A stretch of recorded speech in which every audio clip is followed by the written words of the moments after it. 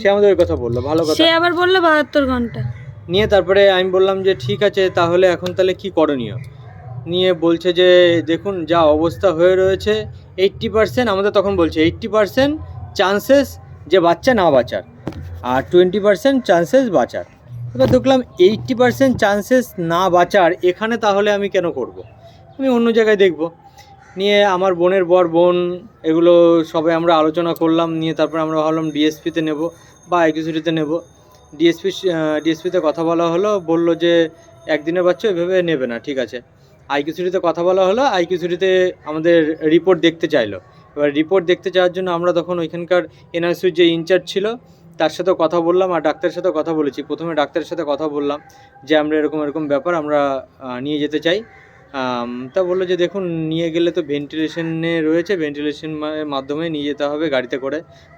আমি বললাম